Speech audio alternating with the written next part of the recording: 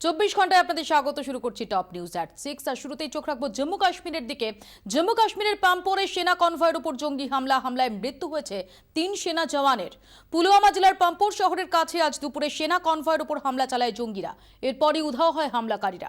পুরো এলাকা ঘিরে রেখেছে নিরাপত্তা বাহিনী। চলছে হামলাকারীদের খোঁজে তল্লাশি। अलर्ट तो हम लोग हमेशा रहते हैं नेशनल हाईवे पे।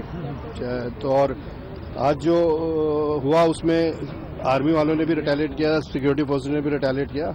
Terrorist was forced to run away. They was forced to. मैं इधर से आ रहा था, बनाल से आ रहा था। मैंने अपने घर का गेट खोला, गाड़ी पार करनी थी घर में। तो जो ही मैंने अंदर गाड़ी पार की तो पीछे से फायरिंग की आवाज आ गई। जब मैंने देखा तो पीछे मैं देख रहा तो लोग भाग रहे, उधर इधर आर्मी उधर से पीछे से भाग रहे।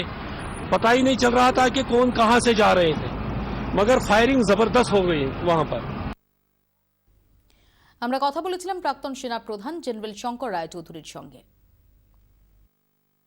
এটা তো রোজ রোজ হয় না, সুতরাং এর উপরে পুলিশ এবং মিলিটারির যে কাউন্টার সার্ভেলেন্স সেইটা ঠিক করে কাজ না করতে পারলে এই ঘটনাগুলোকে থামানো যাবে না। 1 2 নম্বর, যখন দেখা যাচ্ছে এইটা একটা ডিস্টার্ব স্ট্রেচ, তখন এই রাস্তা দিয়ে কিংবা এই রাস্তার এই অংশ দিয়ে যখনই কোনো গাড়ি যাবে, মিলিটারি গাড়ি, সেগুলো ইন কনভয়ে যাবে, রোড ওপেনিং প্রসিজার হবে এবং এগুলো পিকেট করে, দরকার পড়লে পিকেট করে গাড়িগুলোকে পার করানো হবে। সর্ষের মধ্যে ভূত, ঘুরপথে কালো টাকা সাদা করার অভিযোগে সিবিআই জালে রিজার্ভ ব্যাংকের 2 শীর্ষ কর্তা। গোপন সূত্রে খবর পেয়ে আজ বেঙ্গালুরুর আরবিআই শাখার 2 শীর্ষ কর্তাকে গ্রেফতার করল কেন্দ্রীয় গোয়েন্দা সংস্থা। এর আগেও একই অভিযোগে রিজার্ভ ব্যাংকের এক কর্মীকে গ্রেফতার করা হয়। বেঙ্গালুরু শাখার এক সিনিয়র স্পেশাল অ্যাসিস্ট্যান্ট ও ক্যাশ ডিপার্টমেন্টের এক স্পেশাল অ্যাসিস্ট্যান্টকে গ্রেফতার করেছে সিবিআই। অভিযোগ, কোটি কোটি কালো টাকা ঘুরপথে সাদা করে দিচ্ছেন এই অফিসাররা, যার ফল ভুগতে হচ্ছে সাধারণ মানুষকে। ব্যাংকে লাইন দিয়ে মিলছে না টাকা, বন্ধ অধিকাংশ এটিএম। কিছু 2000-এর নোট হয়তো মিলছে, কিন্তু নতুন 500 বা 100 টাকার নোটের আকাল অব্যাহত। সংকট মুহূর্তে সাধারণ মানুষকে স্বস্তি দেওয়ার দায়িত্ব যাদের কাঁধে, তাঁরাই নেমেছেন নোংরা খেলায়।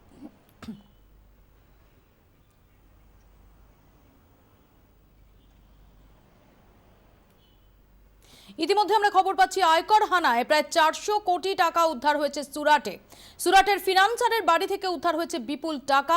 সুরাটের ফিনান্সার কিশোর ভাজিওয়ালার বাড়ি থেকে উদ্ধার হয়েছে শেয়ার, গয়না, জমি বাড়ির কাগজপত্র উদ্ধার হয়েছে।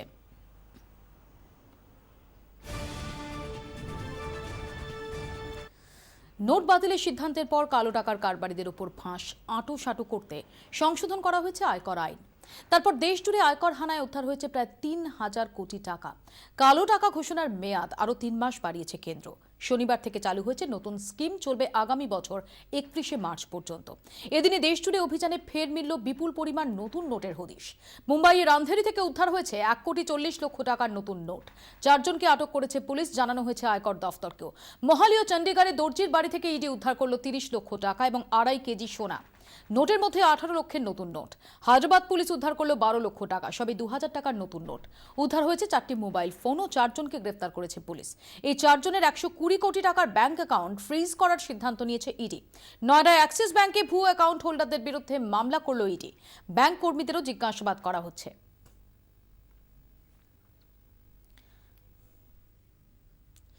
চোখ রাখবো অন্যান্য খবরে। মমতা বন্দ্যোপাধ্যায় আর মায়াবতীকে কুরুচিকর আক্রমণ বিজেপি সভাপতি অমিত শাহর। নোট বদলির সিদ্ধান্তে চেহারার ঔজ্জ্বল্য হারিয়ে গেছে 2 নেত্রীর। এক লাফে বেড়ে গেছে বয়স। অমিত শাহর মন্তব্যে বিতর্কের ঝড় উঠেছে। सपा हो, बसपा हो, कांग्रेस हो, ममता हो, केजरीवाल जी हो, सारे के सारे, जैसे हम राम नाम जपते हैं ना, ऐसे सारे के सारे नोटबंदी का जाप जप रहे हैं। मुझे मालूम नहीं है इनका क्या लूट गया है। दर्द उन्हीं को है जिनके अरबों खरबों रुपया लूट गया है, रातों रात रद्द ही कर दिया गया है। आपने देखा है ममता जी का चेहरा, बहन मायावती का चेहरा, चेहरे पर से नूर उतर गया। 10 साल उम्र बढ़ गई एक रात में, एक ही रात में 10 साल उम्र बढ़ गई। মমতা বন্দ্যোপাধ্যায়কে কুরুচির করা আক্রমণ নিয়ে পাল্টা প্রতিক্রিয়া পুরমন্ত্রী ফিরহাদ হাকিমের। একটা হিন্দিতে প্রবাদ আছে, চোরো কো আতি হ্যায় নজর সারে জাহাঁ চোর। অর্থাৎ যারা নিজেরা চোর হয় তাদের মনে হয় পৃথিবীর সবাই চোর। মমতা বন্দ্যোপাধ্যায় নিশ্চিতভাবে চিন্তিত, মানুষের জন্য চিন্তিত, দেশের জন্য চিন্তিত। এনকাউন্টার মামলায় যে নিজে জেলের ভেতরে ছিল, সে এখন অন্য তার সার্টিফিকেটের দরকার হয় না। কিন্তু এটা ঠিক যে উনি এই যে কথাগুলো বলছেন অরুচিকর কথা, মমতা বন্দ্যোপাধ্যায়ের ক্ষেত্রে এটা খাটে না। আমরা যখনই প্রতিবাদ করব তখন উনি এই সব বলবেন, কিন্তু দেশের মানুষ জানে যদি সাহস থাকে এক্ষুনি ইউপি ভোটটা করুক, তাহলেই বুঝতে পারবে অমিত শাহ যে কত ধানে কত চাল। রাজনৈতিক দলগুলির টাকা জমার জন্য আলাদা নিয়ম কেন, এবার সে প্রশ্ন তুললেন মমতা বন্দ্যোপাধ্যায়। মোদী সরকারের এই ঘোষণা নিয়ে টুইটারে তোপ দেখেছেন মুখ্যমন্ত্রী। তিনি লিখেছেন, শীর্ষ সরকারি আধিকারিকরা যেরকম বিভ্রান্তিকর ভুল পথে চালনা করার মতো কথা বলছেন তা দুর্ভাগ্যজনক।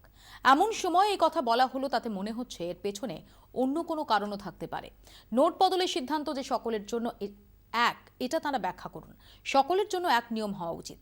500,000-এর নোট যদি বেআইনি হয় তাহলে রাজনৈতিক দল আর সাধারণ মানুষ আলাদা, এটা তারা কেন দেখানোর চেষ্টা করছেন? কোনো নির্দিষ্ট রাজনৈতিক দলের কর্মীদের তারা গোপন বার্তা দিতে চাইছেন কি? এমন বিভ্রান্তিকর ঘোষণা কেন তাদের ব্যাখ্যা করতে হবে?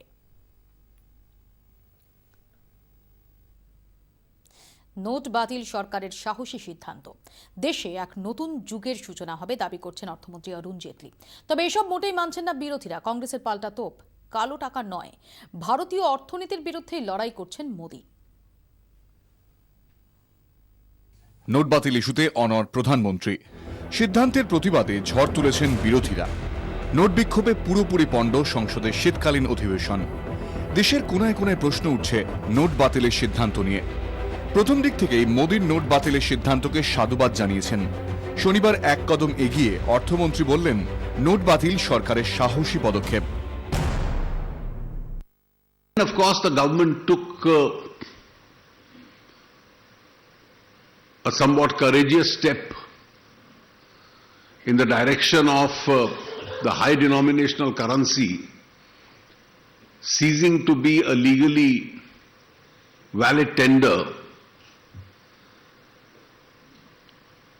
and went in for a large currency swap or an exchange. Once the remonetization process is complete and it has made a substantial headway, marks the creation of a new Indian normal. Jaitley যতই নতুন ভারত গড়ার কথা বলুন, নিজের অবস্থান থেকে সরছেন না বিরোধীরা। We didn't have a prime minister who was his own propagandist, who was packaging and marketing himself. Dr. Manmohan Singh couldn't do it. বিরোধীরা যাই বলুন না কেন, ক্যাশলেস অর্থনীতিতেই ভরসা রাখছেন অর্থমন্ত্রী। মোট নোটের প্রায় 86% পুরনো 500 আর 1000-এর নোটে, যা এখন বাতিলের খাতায়। এর পুরোটা যে বাজারে ফিরছে না স্পষ্ট করে দিয়েছেন অরুণ জেটলি। শেষ পর্যন্ত কেন্দ্রের নগদহীন অর্থনীতির স্বপ্ন কতটা সফল হয় সেটাই দেখার। ব্যুরো রিপোর্ট, 24 ঘন্টা।